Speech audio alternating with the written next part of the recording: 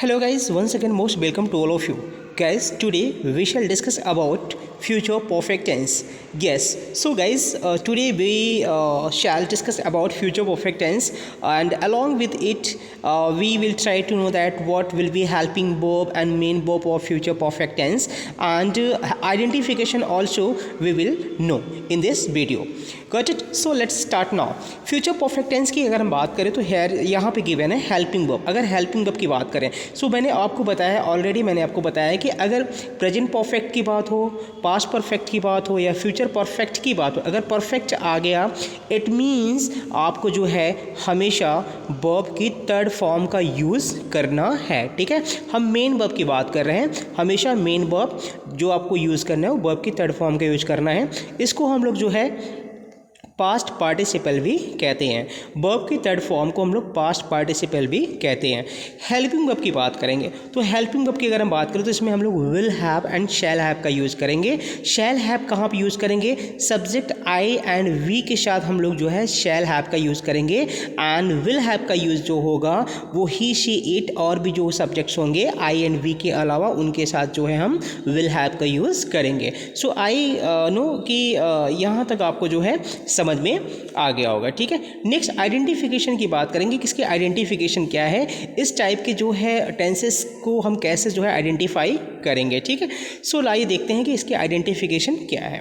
यहाँ पे गिवन है use to express an action which is expected to be completed by a certain time in future. It means हम कह सकते हैं कि कोई भी ऐसा एक्शन जो फ्यूचर में ख़त्म हो चुका होगा. ठीक है, ऐसा हम एक्सपेक्टेड करते हैं. ठीक है, ऐसा हम अज्यूम करते हैं कि कोई भी ऐसा एक्शन जो फ्यूचर में ख़त्म हो चुका होगा. ठीक है, तो इस टाइप के सेंटेंसेस को जो है इंग्लिश में कन्वर्ट करने के लिए या इस टाइप जो इस तरीके का जो सेंटेंसेस आते हैं, ठीक है, वो सभी किस में आएंगे?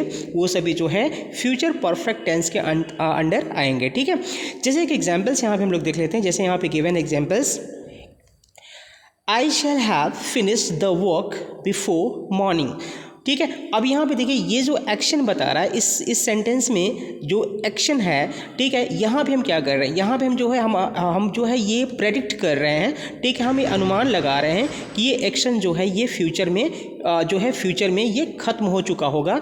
आई shall have finished the work before morning. ठीक है, मतलब कि सुबह के पहले तक इस वर्क को, इस काम को मैं पूरा कर चुका हूँगा. ठीक है, अब आइए इसके स्ट्रक्चर की बात करते हैं कि इसका स्ट्रक्चर इसमें क्या यूज़ होगा. ठीक है, सो यहाँ पे गिवन है अफर्मेटिव सेंटेंस. तो अफर्मेटिव सेंटेंस का स्ट्रक्चर क्या होगा, इसको आइए हम लोग देख लेते हैं कि अफर्मेटिव सेंटेंस का स्ट्रक्चर यहाँ पे क्या होगा. सो यहाँ पे फर्स्टली आपको जो है सब्जेक्ट का यूज करना है. सब्जेक्ट के बाद आपको विल एंड शैल का यूज करना है. उसके बाद आपको जो है हैव लगाना है.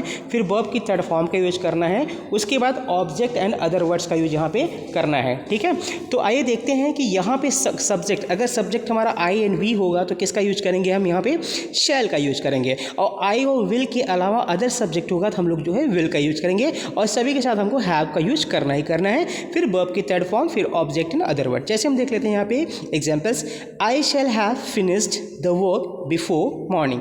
ठीक है, तो यहाँ पे देखिए आई है, आई के साथ हमने शैल का यूज किया. उसके बाद मैंने हैव का यूज किया. फिर वर्ब की थर्ड फॉर्म का यूज है. देन ऑब्जेक्ट है. ठीक है, उसके बाद अदर वर्ड का मैंने यहाँ पे यूज कर दिया. ठीक है, नेक्स्ट यहाँ पे अगर हम नेगेटिव सेंटेंस के स्ट्रक्चर की बात करें तो नेगेटिव सेंटेंस का स्ट्रक्चर में क्या करना है? जो आपका अफर्मेटिव सेंटेंस का स्ट्रक्चर है एज इट इज़ आपको नोट डाउन करना है.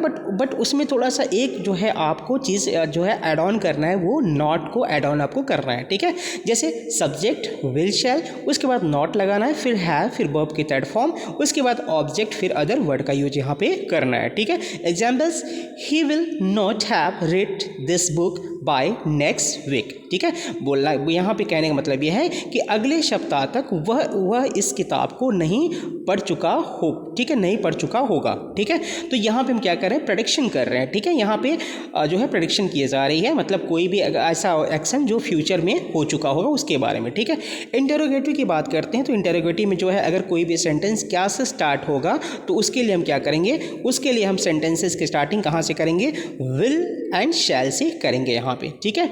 तो आइए देख लेते हैं कि इसका क्या स्ट्रक्चर है। पहले आपको विल एंड शैल दोनों में से जो है सब्जेक्ट के अकॉर्डिंग आपको यूज करना है, विल या शैल का यूज करना है। फिर हैव वर्ब की थर्ड फॉर्म, फिर ऑब्जेक्ट एंड अदर वर्ड्स का आपको यूज यहाँ पे करना है, ठीक है। तो यहाँ पे will you have finished your studies by next year, ठीक है। क्या आप अगले साल तक अपनी पढ़ाई को ख़त्म कर चुके होंगे, ठीक है। तो इसका मतलब ये है, ठीक है। क्या से शुरू हो रहा है तो विल या शैल का यूज करेंगे अकॉर्डिंग टू सब्जेक्ट। अगर सब्जेक्ट आई एंड वी होता तो हम यहाँ पे शैल का यूज़ करते, ठीक है। डबल इंटरोगेटिव की बात करेंगे तो इसमें क्या करना है आपको, सबसे पहले जो है क्वेश्चन वर्ड को यूज करना है, फिर विल शैल को यूज करना है अकॉर्डिंग टू सब्जेक्ट, फिर हैव का यूज करना है वर्ब की थर्ड फॉर्म, उसके बाद जो है यहाँ पे वर्ब की थर्ड फॉर्म का यूज करना है, फिर ऑब्जेक्ट एंड अदर वर्ड्स का यूज आपको यहाँ पे करना है, ठीक है। यहाँ पे कुछ बातें आपको नोट करनी है, माइंड में रखनी है। क्या है यहाँ पे गिवन है, we can use phrases like by और बाय द टाइम। मतलब जो भी मैंने पिछले सेंटेंसेस में जहाँ पे मैंने यूज़ किया बाय नेक्स्ट वीक, है ना, बाय इवनिंग, तो इस तरीके की फ्रेजेस को भी हम इसमें जो है यूज कर सकते हैं, ठीक है।